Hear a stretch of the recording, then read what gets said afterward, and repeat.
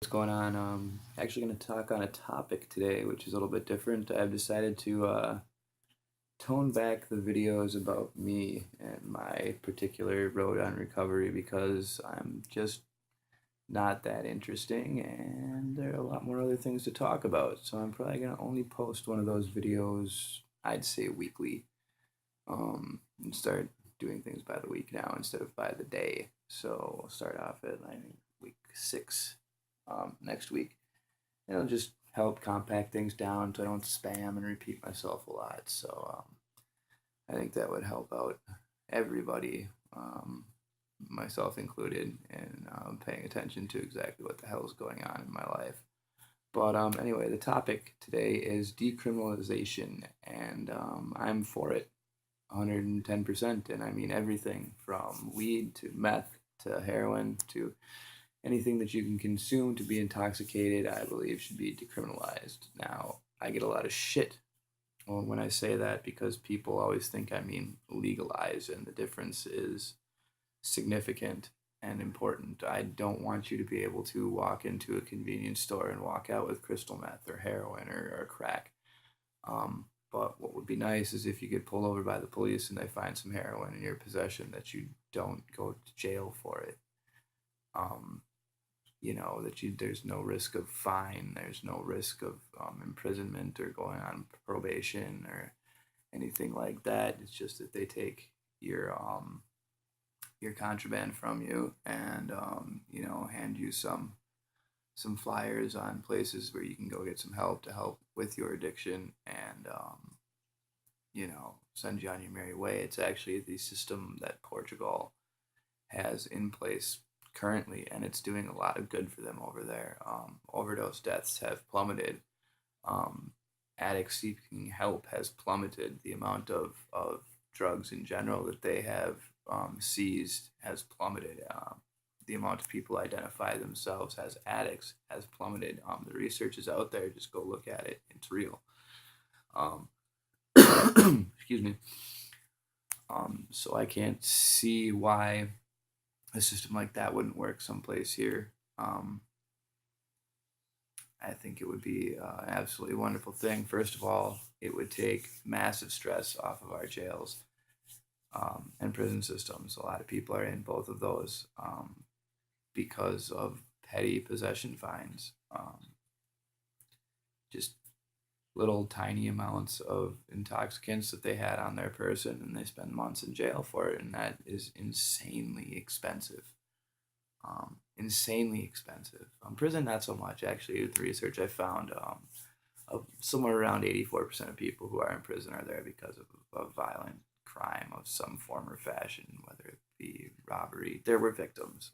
I don't consider drug abuse to have any victims. I mean, yeah, there are people who get affected by it. The addict's family and their friends and stuff like that. But as far as the as far as hurting anyone else, I think addiction is kind of a victimless crime. To be perfectly honest with you, now I don't support drug dealing still being legal or decriminalized in any way. I think if you're profiting off of people who are I mean, they're at their lowest points of their life, they're weak, they're vulnerable, they're our most vulnerable citizens, with all due respect to the mentally handicapped, who I actually do believe hold that title. I'd say that drug addicts are a second most vulnerable group of individuals as far as how easy it is to take advantage of them. So drug dealing definitely should still be illegal. But back to my points, I digress. Um, with the money that we save, not prosecuting people with some weed in their pocket, and not putting them in jail, and not having to throw extra police out there just for these drug purposes. I mean, we could open rehab clinics, addiction helplines, places where these addicts could actually go and get help. Because right now, at least in my community, I don't know about yours, but I know in a lot of communities around the nation, those don't exist. they're just not there. And people like me, God, man, if there'd have been a local clinic that I could have easily found and gotten access to help me get off of drugs, I probably would have been clean a long time before I was. And it was very frustrating just trying to find a place to help me out. And if I could have found, so like I said, I drive to Milwaukee for my Suboxone. I know a lot of you probably don't know where that is, but it's a good 2.5 hour drive from my house to the clinic. It's a pretty lengthy drive. It's not, you know, it's definitely not going to the gas station.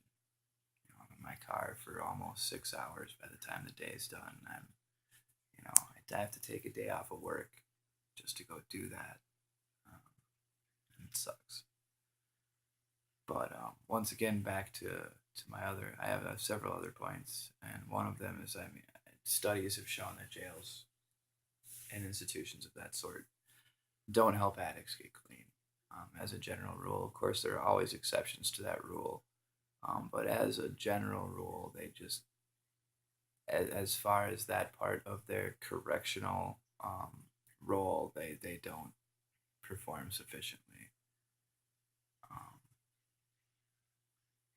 And neither does law enforcement, for that matter, as far as drugs are concerned. I mean, we have been throwing cops at this problem for decades now, and if anything, the problem has gotten worse. As the business becomes more risky, it also becomes more profitable, which means things are going to get pushed harder. And we've just been throwing money and cops at it, and that's it, and not actually trying to get to the root of the problem. And the root of the problem isn't removing the chemical from the street, because that's not going to happen. Yes, we should still arrest drug dealers, and yes, we should take them off of the street. However, when my heroin dealer got arrested, and it wasn't for heroin, actually, he shot a gentleman, and he turned himself in several hours after it happened.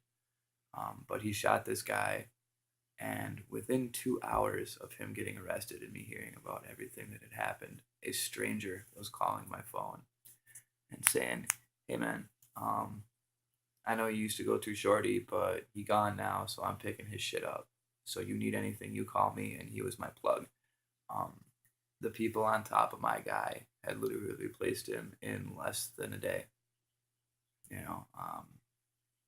The stream of revenue, the stream of heroin moving about this town, was put on pause for 2 hours, maybe even less. Who knows how far down on his list I was of people to call. God knows how many people he called before me. Might have been 15 minutes. But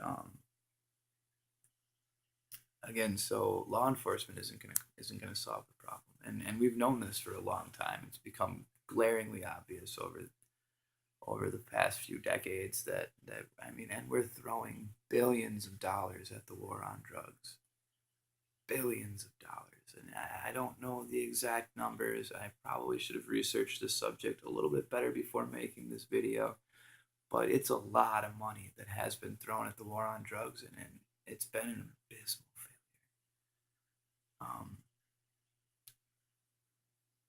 And to think of all of that money that could have been used to help people, instead of destroying their lives. And I don't want to say that just because you catch a charge, it's going to destroy your life. But in a lot of cases, it does. I mean, depending on where you are, who when you get out of jail, there might not be any options for you. Having a charge like felony possession of heroin, felony possession of crystal meth might stop you from gaining, meaningful employment for the rest of your life. And that's unfortunate. I mean, even if you do change completely, you turn your ways around, been clean for a decade, haven't caught a charge, people are going to see that. They're not even going to look at the date when it happened. They're going to see possession of heroin in your application, your resume going in the garbage. And that's just the way it is, and it's unfortunate. But there are a lot of ways that then God knows what you fall back into. Son of a bitch, I can't get a job now. God damn it. What am I going to do? I need some place to live. Maybe I'll start selling dope. I mean, God knows the waterfall effect, the domino effect, if you will, that could be triggered by that. And it's sad when this person could have very well been a rehab clinic away from living out a long, successful life. It's unfortunate. It makes me sad. I think that happened. That has happened to people before, and that makes me really sad. I got incredibly lucky that I didn't catch any charges, and it still destroyed my life. I'm still bouncing back, and I don't. There's no, there's no light on the horizon yet. Things are getting better, but not that much better. I'll tell you that much right now. This channel's helping me a lot to vent my frustration.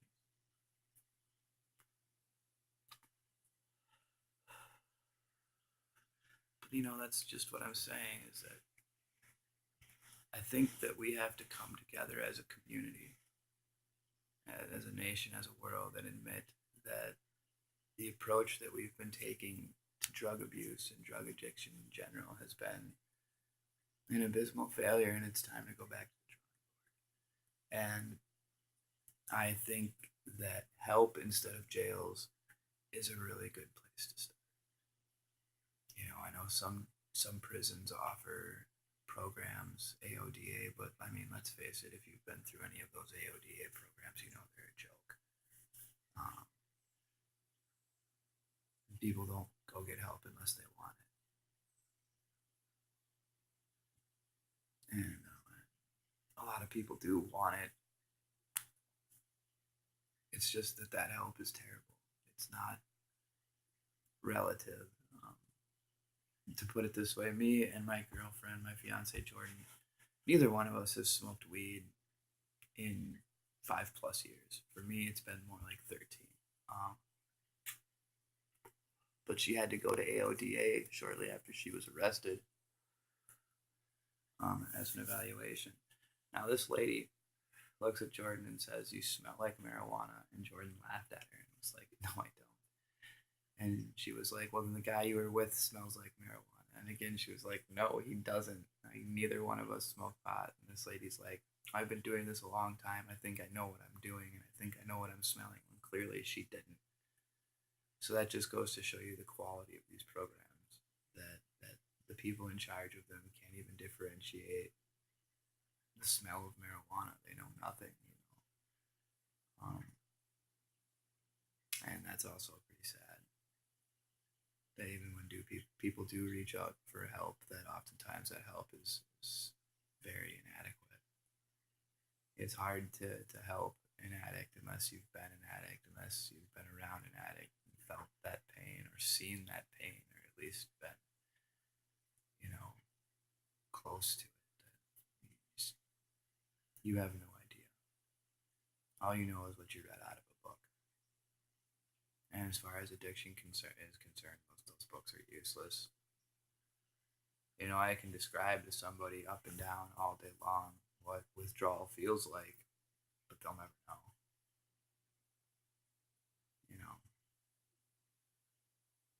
They'll never know. People have described it to me before. Excuse me, man. Before I had even started using. My ex-girlfriend was a heroin addict as well, and she tried describing to me what being sick was like, and I didn't understand, not even a little, until I was sick myself. But until then, I couldn't even relate. And I believed her that it was terrible. I believed the words she told me. I just didn't know. Like I said, I can describe it to someone in vivid detail for hours on end. They'll still never truly know how that feels. And neither do any of these AODA counselors, thus making them almost entirely worthless to someone in the throes of that withdrawal. But I think what we need to do is just band together and start programs like this and prove that they're successful. That's the only way that things are ever going to change, is if a program of this nature is put into place somewhere and it's successful. That's the only way.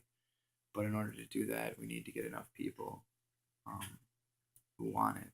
And unfortunately, the stigma still exists that drug addicts just belong in jail, that they're hopeless causes, that soulless, worthless criminals, and it should just be thrown away like fucking garbage. Because honestly, that's what school's been teaching you since second grade. So what else are you supposed to believe? But anyway, those are pretty much my points on this. A lot of wasted money going into something that's not doing any good, and I think it's about time we change it. But now I'm just being a broken record. So again, stay strong, be there for each other, and until next time, everybody, have a good day.